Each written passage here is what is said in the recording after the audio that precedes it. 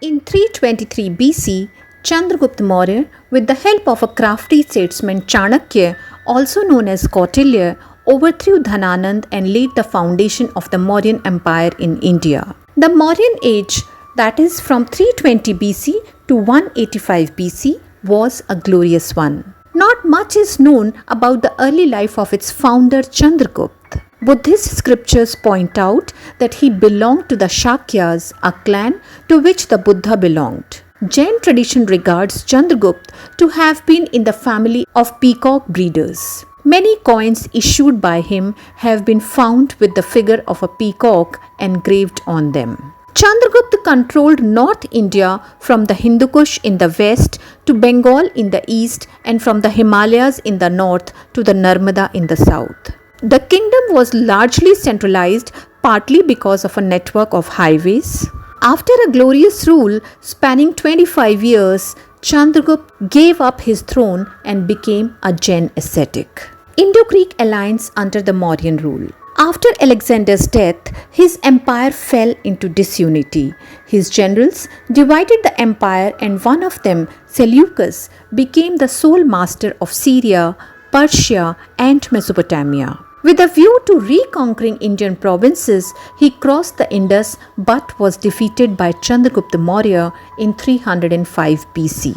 As a result, Seleucus had to surrender all conquered territory to the Mauryan Empire and also give his daughter in marriage to Chandragupta. He also sent Megasthenes to the Indian court as an ambassador to grant Chandragupta formal rights over Alexander's conquests in India. Bindusara reigned from 300 to 273 BC. Chandragupta was succeeded by his son Bindusara, who was a great warrior and a capable ruler. He maintained diplomatic relations with the Greek kings and exchanged ambassadors with Antiochus, the successor of Seleucus. He expanded the Mauryan Empire to regions up to Mysore. He ruled for 25 years and died in 273 BC. He was succeeded by one of his sons, Ashoka. Ashoka ruled from 273 BC to 232 BC. According to Buddhist works, there was a war of succession after Bindusara's death and Ashoka seized the throne by killing his brothers. He was coronated 4 years later in 269 BC. Conquest of Kalinga. 8 years after his coronation, Ashoka conquered Kalinga, modern Odisha. The Battle of Kalinga was to be the turning point in Ashoka's life. Kalinga was an independent kingdom in the days of Chandragupta Maurya. The territory was annexed to the Magadha Empire, but if left a story of woe and misery. Extent of Ashoka's empire. Ashoka regretted the suffering he had caused to his fellow human beings. He took a vow not to launch any violent war again in his life. The Kalinga War brought about a complete change in his religious beliefs and way of life, and he became one of the noblest of kings known to history. He gave up the policy of Digvijay, that is conquest of territories, and adopted the policy of Dharma Vijay, that is conquest of Dharma. This new policy was greatly instrumental in turning Buddhism from a local sect into one of the world religions. Ashoka's ideal of kingship. Ashoka was the first ancient monarch who professed the policy of peaceful coexistence. He took great care of his subjects, and his lofty ideal of kingship earned him the title Ashoka the Great. He administered his kingdom well. He appointed Dharma Mahamatras to enforce the law of piety. He introduced periodical tours to officers in his kingdom so that they could communicate with the public and solve the problems. He appointed Mahamatras to carry out administrative work. He planted trees on both sides of the road to provide shade and shelter to men and beasts. Wells were dug and rest houses were built at regular intervals for the weary travelers. Thus, Ashoka's administration aimed at moral and material well-being of the subjects. The people were happy and prosperous under his rule. Ashoka occupied a unique place in history of world civilization.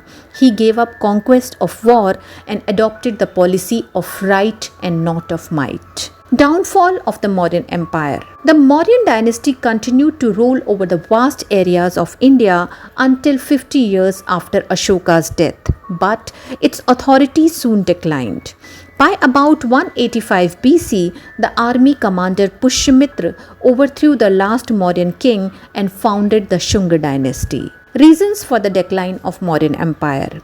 The successors of Ashoka were weak and incompetent and so were unable to stop the empire declining.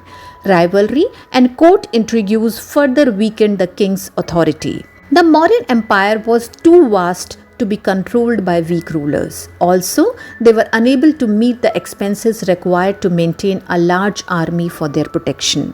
The peaceful policy of ahimsa adopted by Ashoka had destroyed the material spirit of the people. The empire could not be maintained without a strong and efficient army. Therefore, Magadha fell an easy prey to foreign invaders. The question arises, what was Ashoka's dharma or law of piety? Ashoka's conception of dharma, usually called Dhamma, had the essence of all the religions. It laid emphasis on simple living, respect for all, high thinking and good moral life because Ashoka felt that morality was the way to true happiness. He believed in ahimsa, that is non-violence, and he banned the killing of animals. He believed in truthfulness, that is, everyone should speak the truth. He also believed in mercy and charity, that is daya, and he asked everyone to practice self-control, that is sanyam. There were no ceremonies or rituals associated with his Dhamma. Let us also try and understand the sources of information for the Mauryan dynasty. As regards the conditions of India under the Mauryas, we have a large amount of reliable evidence. The following are some of the prominent sources of information. First is Indica, the account of Megasthenes, the ambassador of Seleucus in the court of Chandragupta Maurya. The greatest part of the soil is under irrigation and consequently bears 2 crops in the course of the year, Megasthenes has said in Indica. This gives us an idea about the economic prosperity of the people. Another major source of information of Mauryan dynasty is the Arthashastra by Chanakya. Vishnugupta was a cunning minister and is often referred to as Chanakya or Kautilya. Kautilya means the crooked one. He is regarded as the author of the most important Indian work on statecraft, the Arthashastra. Even today, the term Chanakya Niti is often used to describe diplomatic strategies. Ashoka's edicts and inscriptions. There should not be honor to one's own sect or condemnation to another sect. On the contrary, other sects should be honored. By doing so, one promotes one's own sect and benefits another sect. This is one of the inscriptions on a rock edict. The above edict reflects Ashoka's religious tolerance. We will be making another detailed episode on Ashoka's edicts and inscriptions. One more very important source of information about the Mauryas is the Mudra Rakshas play by Vishaktat. If you want to know more on any other topic, please leave it in the comment box so that I can come back with it. If you have liked the video, please like, share and subscribe. Thank you.